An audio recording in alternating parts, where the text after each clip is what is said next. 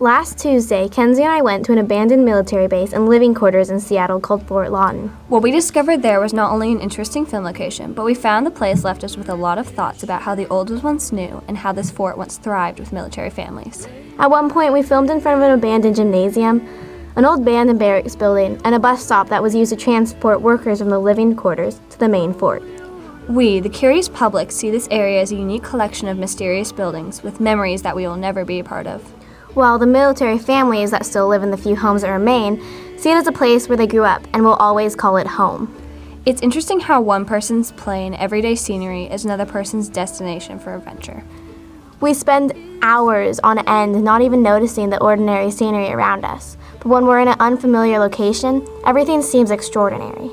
Seeing a rusty railing, chipped walls, or a scuffed floor in our everyday lives is an eyesore. But when you take something out of its usual context, it becomes something beautiful, and that is what we were trying to capture with last week's video. It was odd that the chapel in particular was abandoned. For even as the military buildings lost their purpose, one would think that the faith of the people would remain. It was less chipped and more intact than the other buildings, and it was as if the people had tried to care for it, but had eventually forgotten or maybe even lost faith. At one point I told Natalie to look through the windows of the barracks so I could capture both her and what was inside. After a minute of standing there and seeing the barrenness of the room, we thought that at any moment some sort of undead zombie orphan ghost child was going to pop out at us.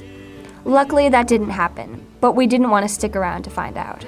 In the end, that day was a combination of eerie quietness, forgotten beauty, and abandoned memories. And despite the fact that Natalie tried to ruin all of my shots, the video we created was definitely something we can say we're proud of.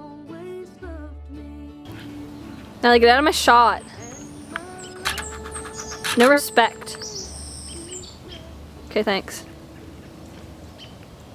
You're my shot again.